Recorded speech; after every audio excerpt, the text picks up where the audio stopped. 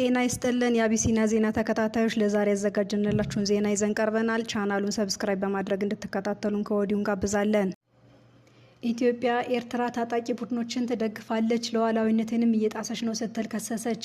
የአሰብ ወደብን ተጠቃሚነት ማረጋገጥ ቅድሚያ የምትሰጠው ብሔራዊ ጉዳይ መሆኑንም አስታውቃለች።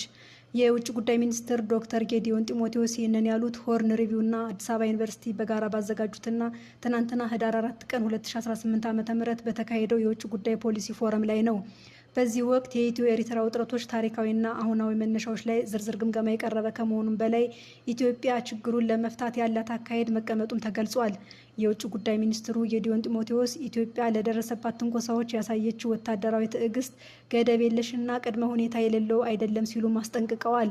ሚኒስትሩ የኤርትራ ወታደሮች በአሁኑ ወቅት በሰሜን ኢትዮጵያ ከሚገኙ በርካታ የአካባቢ አስተዳደሮችን ተቆጣጥረው ይገኛሉ ሲሉ ገልጸው እነዚህ አካባቢዎች ሙሉ በሙሉ የኢትዮጵያ ሉዓላዊ ግዛት አካል መሆናቸውንም አጽንኦት ሰጥተዋል።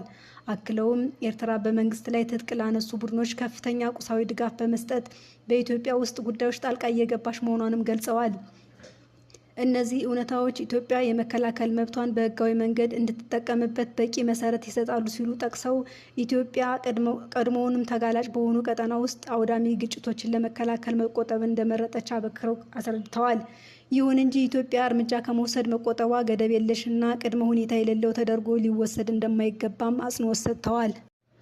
ሚኒስትሩ ከ20ኛው መቶ ክፍለ ዘመን አጋማሽ ጀምሮ እስካሁን ድረስ በሁለቱ ሀገሮች መካከል የዘለቀውን ረጅምና ግጭት የበዛበት ግንኙነት በመዘርዘር በተደጋጋሚ የሚከሰቱ ውጥረቶች ከድንበር ውዝግቦች ወይም ከኢትዮጵያ የባህር በር ፍላጎት በላይ እንደሆነ ሞግተዋል።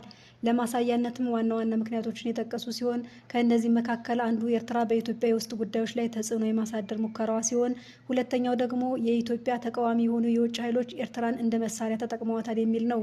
ሌላኛው ደግሞ ኤርትራ የሀገር ውስጥ መረጋጋቷን ከኢትዮጵያ ለመረጋጋት ወይም የጸጥታ መደፍረስ ላይ መመስረቷን የተመለከተ የደህንነት ዶክትሪን መኖሩን አመልክተዋል። በተጨማሪም የኤርትራ መንግስት መደበኛ ያልሆነ ሲሉ ገልጸው የፖለቲካና የኢኮኖሚ አወቃቀሮች ሙሉ በሙሉ ወደ ወታደራዊነት ያደሉ መሆናቸውንም ተናግረዋል።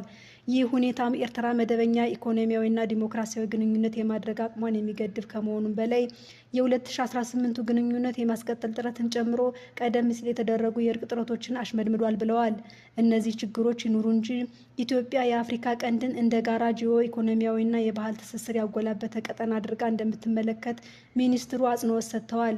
የረጅም ጊዜ መረጋጋትን በአካባቢያዊ ኢኮኖሚያዊ ውህድ ላይ እንደሚንጠለጠል በማከል ሁለቱ አገራት ነገር ግን በብዙ ነገር የተቆራኘና አንድ የሆነ ህዝብ ኢትዮጵያና ኤርትራ የዚህ አይነቱ የውህደት ሞዴል የጀርባ አጥንት ለመሆን ምቹ ሁኔታ ላይ እንደሚገኙም አንስተዋል። ይህ ደግሞ ነፃ የንግድ ቀጠናን ጨምሮ የኢትዮጵያን ዘላቂ አስተማማኝ የባህር በር ፍላጎት በሁለቱ ሀገራት የጋራ ተጠቃሚነት መንገድ በመፍታት ስትራቴጂካዊ በሆነ መሰረተ ልማቶች ላይ የጋራ ኢንቨስትመንትን የሚያካትት ጥልቅ የኢኮኖሚ ፖሊሲዎችን ስምምነት ወደ መፍጠር ቀስ በቀስ ሊሰፋ እንደሚችል ተናግረዋል። ሚኒስትሩ አክለውም ዓለም አቀፍ ማህበረሰብ ውጥረትን የማርገብ ጥረቶችን እንደሚደግፍና ኤርትራ ትንኮሳዎችንና ጥሰቶችን እንድታቆም እንዲሁም በመልካም ፍቃድ ወደ ድርድር እንድትገባም ጥሪ አቅርበዋል።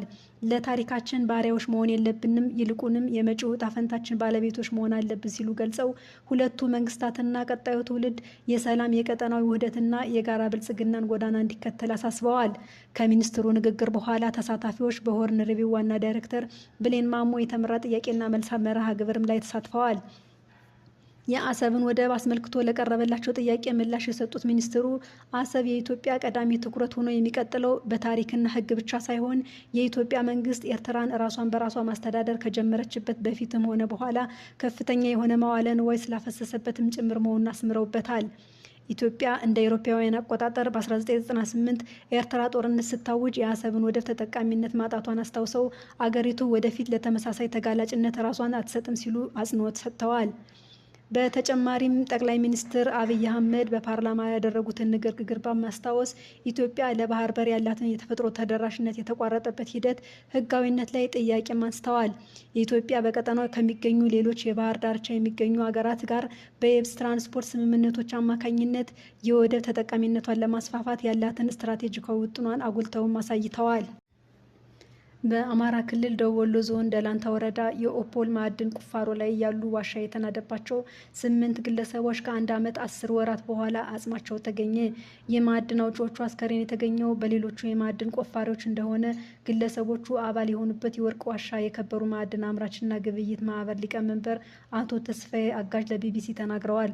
በሌላ አቅጣጫ ገብተው ሌሊት ሲሰሩ የነበሩ ሰዎች ነበሩ። ወደዚያኛው አቅጣጫ ሲሄዱ የ8ቱንም አስከሬን አግኝተውታል ሲሉ አቶ ተስፋዬ ገልጸዋል። የ8ቱም ማዕድን አውጪዎች ስርዓተ ቀብር ዛሬ አርብ ህዳር 5 2018 ዓ.ም ረፋድ ላይ መፈጸሙን አቶ ተስፋዬ ተናግረዋል። የማዕድን አውጪዎቹ ከ2 ዓመት ገደማ በፊት ጥር 30 2016 ዓ.ም ሌሊት የኦፖል ማዕድን በቁፋሮ ለማውጣት ሲሞክሩ ነበር ዋሻ ውስጥ የተቀበሩት። 150 ሜትር ርዝማኔ ወዳለው ዋሻ ዘልቆ ለመግባት መቆፈራቸው የተቻለው 33 ሜትር ገደማ ብቻ መሆኑን በወቅቱ ተገልጾ ነበር። ግለሰቦቹም ለማውጣት ሲደረግ የነበረው ጥረት በቁፋሮ ወቅት አፈሩ በመደርመሱ ከ6 ቀናት በኋላ መቋረጡ ይታወሳል። አቶ ተስፋዬ አጋዥ ከ2 ዓመት በፊት ከቢቢሲ ጋር በነበራቸው ቃለ ምልልስ ህገወጥ የማዕድን አውጪዎች በአካባቢ መሰማራት ለዋሻ መደርመስ አንዱ ምክንያት መሆኑንም ተናግረው ነበር። የማህበሩ ሊቀመንበር አቶ ተስፋዬ አጋዥ የማዕድን ቆፋሪዎቹ አስከሬን የተገኘበትን ሁኔታ ሲያብራሩ በ1 ሜትር ርቀት ነው ያገኘናቸው። ተዘጋጅተው ነው የተገኙ። መጨረሻ የሞተው ብቻ ገለል ብሎ ተገኝቷል። በስነ ስርዓት በ1 ሜትር ርቀት አስቀምጧቸው በረሃብ ነው የሞቱት ይላሉ። አቶ ተስፋዬ አክለውም እነሱ ያሉበትና የሚቆፈርበት ቦታ ውስጥ አልተናደም። ከእነሱ ወደ ታች ያለው ክፍል ነው የተናደው እና የተዘጋው። መውጫ አጥተው ነው። አቅጣጫ በጣም ከባድ ስለሆነ መውጣት ይችሉ ነበረ። የተገኙበት ሁኔታ ልጆቹ ውሃ እየጠጡ እንደቆዩ የሚያስረዳ ነው። ዋሻው ውስጥ ውሃ ስላለ ውሃ ለማግኘት የቆፈሩበት ሁሉ አግኝተነዋል ሲሉም አስረድተዋል። ከማዕድን ቆፋሪዎቹ አስከሬን መገኘት በኋላ ምን እንደተሰማቸው የተጠየቁት 10 አለቃ ተስፋዬ ጉዳቴን እኔ ራሴ ያውቀዋለሁ። መንግስትን በወቅቱ እንዳልወቅሰው ሰፊ እርዳታ አድርጓል። ስሜቴ እንዳለ ሆኖ ፈጣሪ ባዘዘው ቀን አስከሬኑን አግኝተን ወደ ቤተክርስቲያን ያስቀምጠናል ብለዋል። የማህበሩ ሊቀመንበር አቶ ተስፋዬ በተመሳሳይ የቅርብ ዘመዳቸው ዋሻ ውስጥ ተቀብሮ እንደነበረ ለቢቢሲ ገልጸው ምን ዋጋ አለው መውጣት ባለመቻላቸው በጣም ከባድ ስሜት ነው የተሰማኝ። ዞሮ ዞሮ ወደ ቤተክርስቲያን መምጣታቸው ጥሩ ነው ሲሉ ለቢቢሲ ስሜታቸውን አጋርተዋል። የኡጋንዳው ፕሬዝዳንት የባህር በር ካላገኘን ጦርነት ይቀሰቀሳል ማለታቸው ተሰማ። የምስራቅ አፍሪካ ማህበረሰብ አባል ሀገራት የሆኑት ኬንያና ኡጋንዳ በባህር በር ዙሪያ በቀረበ ጠንካራ አስተያየት ምክንያት በከፍተኛ ባለስልጣኖቻቸው መካከል የቃላት ምልልስ ውስጥ ገብተዋል።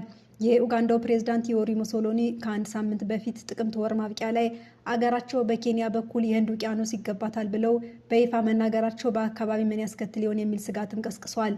የፕሬዝዳንቱ ጠንከር ያለ ጥያቄና ፈርጣማ አቋምን ተከትሎ አንዳንዶቹ በምስራቅ አፍሪካ ሀገራት መካከል ወደፊት ግጭት ሊቀሰቀስ ይችላልም እያሉ ነው። ፕሬዝዳንት ሙሴቬኒ ይህን የተናገሩት ቅዳሜ ጥቅምት 29 2018 ዓ.ም በሰጡትና በሀገሪቱ ቴሌቪዥን ጣቢያ በተላለፈው ቃለ መጠይቃቸው ላይ ነው። ቃለ ምልልሱ የተካሄደው የምርጫ ቅስቀሳ እያደረጉ በነበሩበት በሀገሪቱ የምስራቃዊ ክፍል በምትገኘው ሞባሌ ከተማ ነበር። ፕሬዝዳንቱ በቃለ መጠይቃቸው ላይ የምስራቅ አፍሪካ ማህበረሰብ የመከላከያና የምጣኔ ሀብት ጥንካሬ ውህደትን ባብራሩበት ወቅት የባህር በር ባለቤትነት ጉዳይን አንስተዋል። ሙሴቬኒ 4 የምስራቅ አፍሪካ ሀገራት በኢኮኖሚያቸው ስፋት መሰረት ወታደራዊና የጠፈር ምርምርን ጨምሮ የቴክኖሎጂ እድገት እንዳላቸውም ተናግረዋል። ፕሬዝዳንቱ ይህንን በተመለከተ ሲናገሩ ማብቂያ የሌለው ንግግር ከኬንያ ጋር አድርገናል፣ በባቡር መስመር፣ በነዳጅ ማስተላለፊያ ግንባታና ሌሎችም። ምክንያቱም አገራችን በተፈጥሮ የባህር በር የላትም። ነገር ግን ውቅያኖሱ ለእኔም ይገባኛል። ምክንያቱም የኔ ውቅያኖስ የት አለ? ያ ውቅያኖስ ይገባኛል። ወደፊት ጦርነት ይኖረናል። ወደፊት ወደ ጦርነት መግባታችን አይቀርም ሲሉም ተደምጠዋል። ይህ የሙሴቬኒ አስተያየት በኬንያ ውስጥ በማህበራዊ ሚዲያ መድረኮችና በመደበኛ መገናኛ ብዙሃን ላይ የውይይትና የዘገባ ምንጭ ከመሆኑም አልፎ ቁጣንም እያስተናገደ ነው። በኬንያ የውጭ ጉዳይ ሚኒስቴር ከፍተኛ ባለስልጣን የሆኑት ኮረሪ ሲንጎይ በሰጡት ምላሽ አገራችን በዓለም አቀፍ ሕግ እንዲሁም የግዛት መብትንና የተፈጥሮ ሀብትን ለሚመለከቱ የሕግ ማዕቀፎች እንደምትገዛ በመጥቀስ የኡጋንዳ መሪ ሀሳብ ከሕግ ውጭ መሆኑንም አመላክተዋል።